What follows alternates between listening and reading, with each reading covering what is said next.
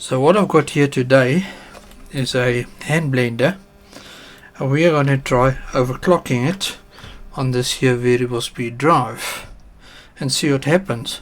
I know what's going to happen, but I want you guys to find out what's going to happen and we're going to have some fun. So I'm going to power this up and set it up, and then we'll turn this on and see what happens. I've got all my electrical connections taped up today, so we're safe and we're good. Let's power this up. Right, plug this in, plug it in. Ha! We have created life in a variable speed drive. Right, I'm going to default it. So I'm going to go to parameter 0 and we're going to say default 50 Hertz. Default 50 Hertz, hit the red button, go back to none.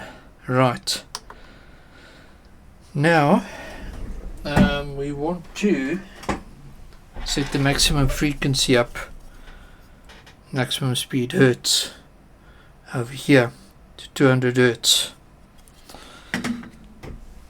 So that will be parameter 2. Right, it's flashing, so I'll hold that down, move the cursor,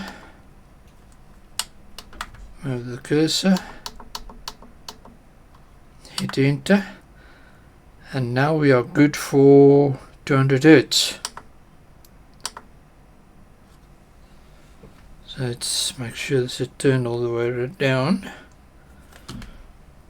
I'm going to OIC.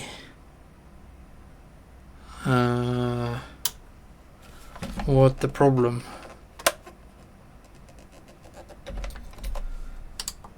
Let's reset it. That's interesting.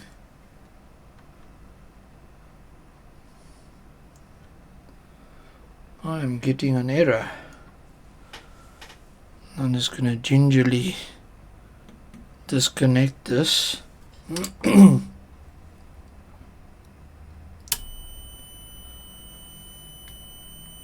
Right, so there must be something capacitive inside here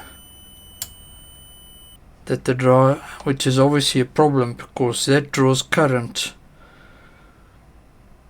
on the output on the PWM as a capacitive load, which causes overcurrent because the current rise is very sharp when you when the PWM switches on. If you've got capacitance, the current rises fast, then you get overcurrent error.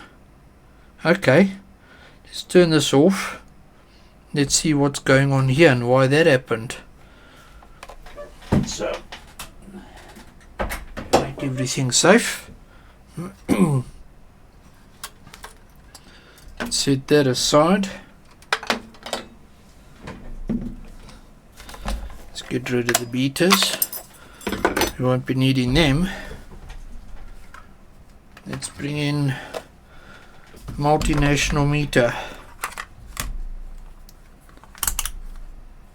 Let's see. Yep, we're good for ohms. So let's have a look over here.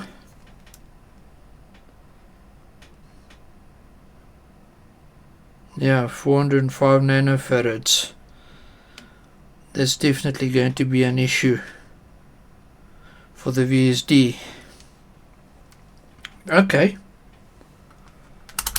but we have a solution to that problem. It's called inductance. You see, you must never give up when there's a technical challenge.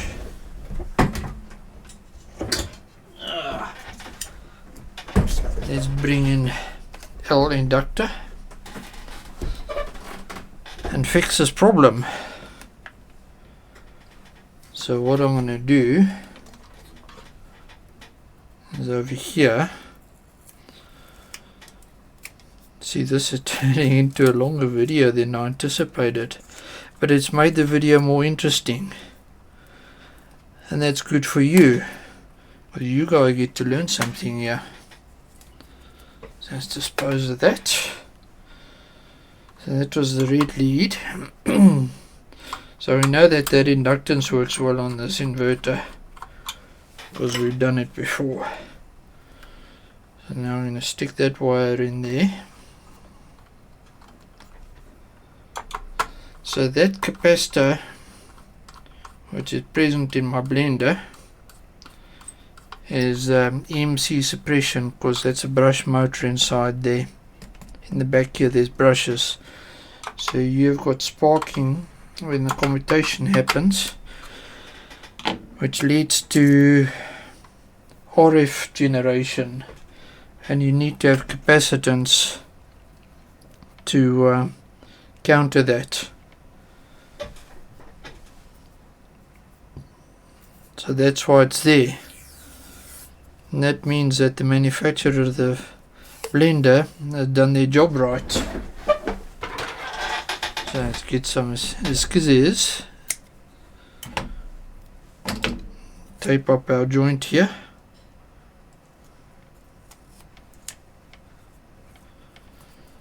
like so.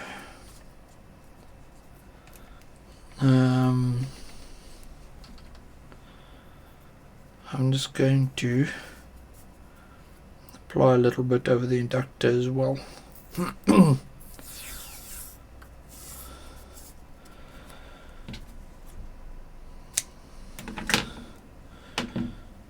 Because health and safety.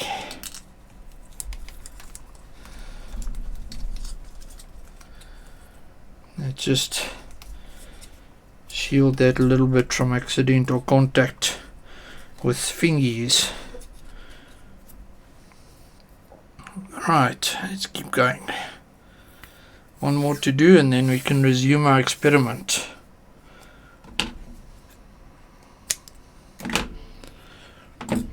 Now you see, with VSDs, when you have long motor cables, they behave like that as a capacitor. They're capacitive, and that's the problem that you have with the VSD and long motor cables. The capacitance gives your IGBTs a hard time. It also affects the performance of the system. It's not good. So when your motor cables become long and capacitive, you need to add inductance to the output of the drive so that it sees a more resistive load once again. Alright, that's okay. Let's reinsert, because we know, because we're going to bake a cake.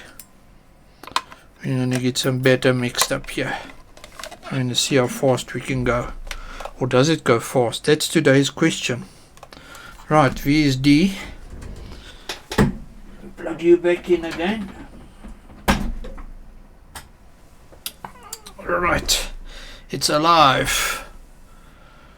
Alright. See, nothing's happening. And currently we're on 0. So I'm going to put it onto 4. Now we're going to bring back our potentiometer. Now we're going to turn up the speed.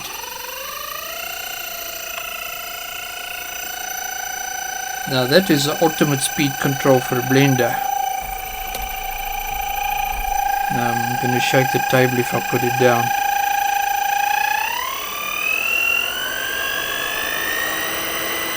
So here we go.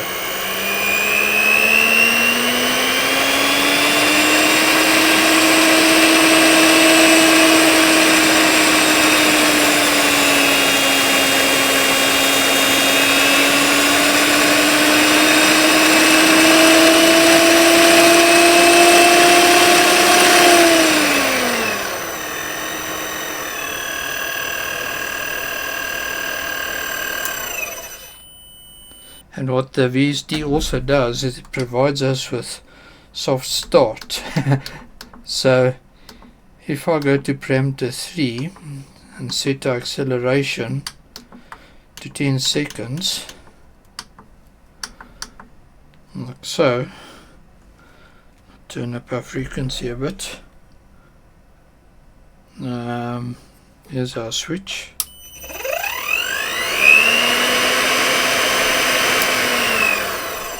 Soft start and soft stop. Now let's talk about what happened there. I went all the way to 200 Hz. And as you saw that after 50 Hz it didn't carry on increasing speed. That's because this is a brush motor, and what is happening here is that at 50 Hz we're at 230 volts on the output, and thereafter the voltage doesn't increase, only remains frequency. So what happens is that as we get to 200 Hz it starts to slow down, in fact, because once again the reactance of the motor, because it is an inductor, comes into play. So the current drawn by the motor actually starts to decrease and it starts to slow down again. So it behaved a little bit like the induction motor, but not as much because it's a brush motor. So you can't actually overspeed this motor by running it on high frequency mains, because its speed is voltage dependent. Okay, it's not frequency dependent. So that's what was going on here. So with the inductor we solved the problem of the capacitance in our load, and we were able to run the VSD. So there's a little bit of problem solving done here. You got to see what happens if you have a capacitance problem on the output of the VSD and how to fix it. Now this VSD measures the current in the DC link, not in the output phases. That's why it's not fussed about me only drawing current between line 1 and line 2, or R and S on the output, whatever, U and V, whatever you want to call it on the output. Okay, it's quite happy to do it as long as we're not overloading the IGBTs, but the protection in here takes care of that. So once again we turn this up. I'm going to run it last time, it is set to full speed over there. Let's crank it up.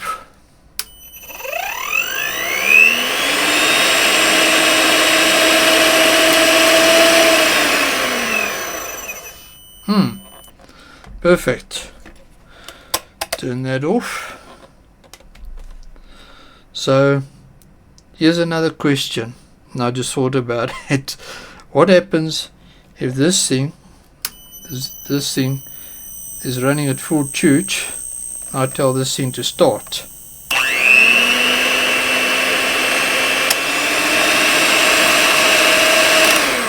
Not a problem.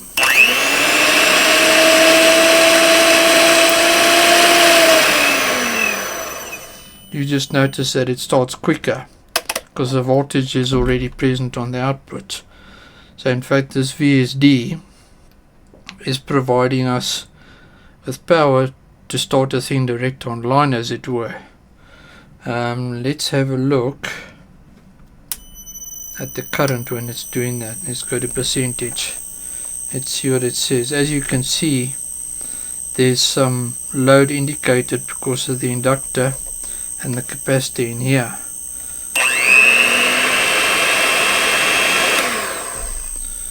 Let's have a look at the current. Let's set this to all menus, like so. Go to menu 4, which is current. Let's see. Now this is basically the reactive current that's been drawn there.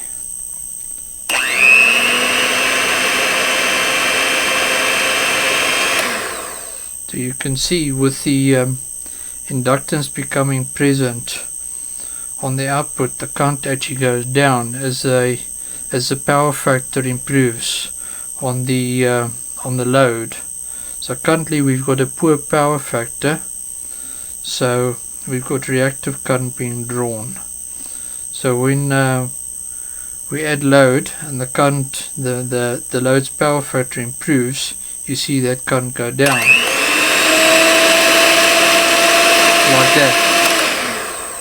like that over there.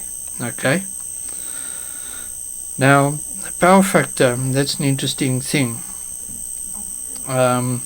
You've got reactive power, which is an additional load on the supply, but it is not work being done in your load, and it's a sine wave. So when your power factor is at 0.75, you've got an additional 0.665 or 67% load added to your supply, which is not doing work in your load. So if you've got a 10 amp generator and your power factor is 0.75, your generator has got to deliver nearly 17 amps to do the work of the 10 amp load because of the poor power factor. That's why you need power factor correction to keep it at unity.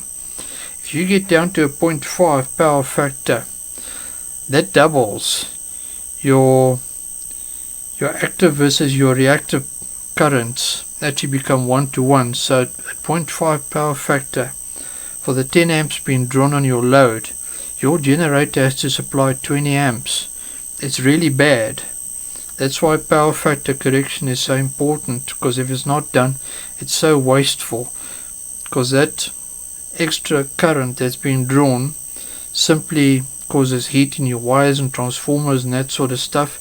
It wastes fuel and that sort of stuff. So because your generator is having to deliver that, and it's just wasted power. That's what power factor is all about. And we ended up talking about it here in this video, and this video got longer and it got interesting, and we talked about more stuff. But I've had somebody ask me to talk about this, and it ended up a bit of a sideways explanation. We're not going into the detail of power factor in today's talk here, but we sort of touched on it, alright?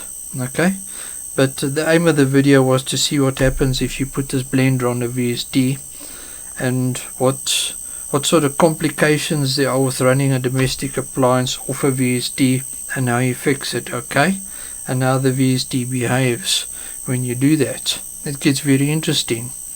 This is my job, this is my life, this is what I love, and I share it with you guys. We make awesome videos and you guys learn something and see stuff, and it's very exciting. I love it. Okay, ladies and gentlemen, I'm going to wrap it up here. This video's got quite long now, longer than expected, but it's awesome. Thanks for being here. If you watched all the way through, thanks very much. Take care, and we'll see you next time for more interesting and exciting stuff or stories. Cheers.